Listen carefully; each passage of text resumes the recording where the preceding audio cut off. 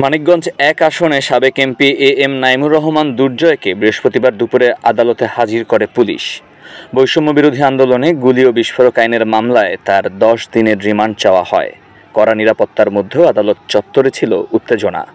বিক্ষুব্ধ জনতা বিক্ষোভ করে এবং প্রিজন ভ্যান থেকে নামানোর সময় দুর্জয়ের দিকে ডিম ছুঁড়ে মারে।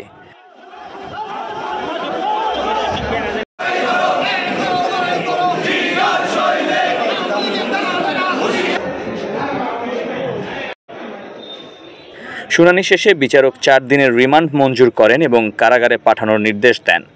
আইনজীবীরা জানান, দুর্জয়ের বিরুদ্ধে বিস্ফোরক আইনে মামলা ছাড়াও ক্যাসিনো, বালুমহাল, চাকরি বাণিজ্য সহ বিভিন্ন অভিযোগ রয়েছে।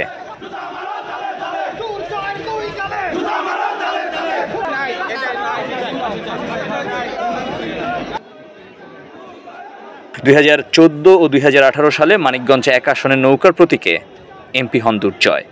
5 আগস্টের পর দীর্ঘদিন আত্মগোপনে ছিলেন। শেষ পর্যন্ত গ্রেফতার হন ঢাকায় নিজ বাসা থেকে। দৌলতপুর ও শিবালয় থানাতেও রয়েছে একাধিক রাজনৈতিক মামলা। পর্যায়ক্রমে শুনানি চলবে।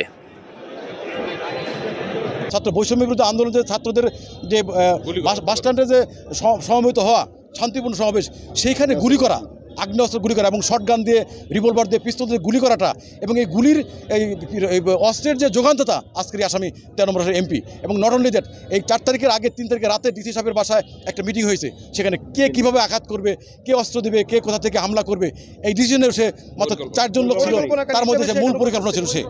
এবং অস্ত্র যোগান্ততা আজকের এই আসামের মধ্যে ছিল।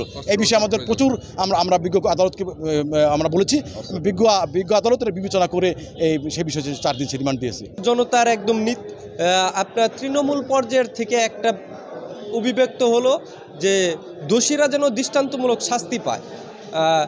প্রশাসন এত দেরিতে হয়েও যে গ্রেফতার করছে তার জন্য ধন্যবাদ, কিন্তু আমরা চাই এই সরকার এবং প্রশাসনের কাছে চাই তাদেরকে যেন যথাযথভাবে দৃষ্টান্তমূলক একটা শাস্তি প্রদান করে।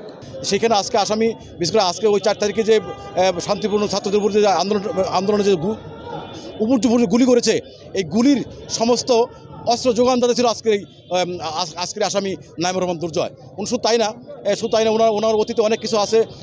বিশেষ করে দৌলতপুর গৃহ শিবালয়ের যে বালুমহলে তার অনেক বড় কেলেঙ্কারি। নট অনলি দ্যাট, বিশেষ করে শিক্ষা প্রতিষ্ঠানে আজকের যে শিক্ষা প্রতিষ্ঠান, সেখানে অনেক অযোগ্য লোক 10-15 লাখ 20 লাখ টাকা নিয়ে অযোগ্য লোককে হাই স্কুলে শিক্ষক নিয়োগ দিয়ে শিক্ষা প্রতিষ্ঠানকে একদম ধ্বংস করে ফেলেছে।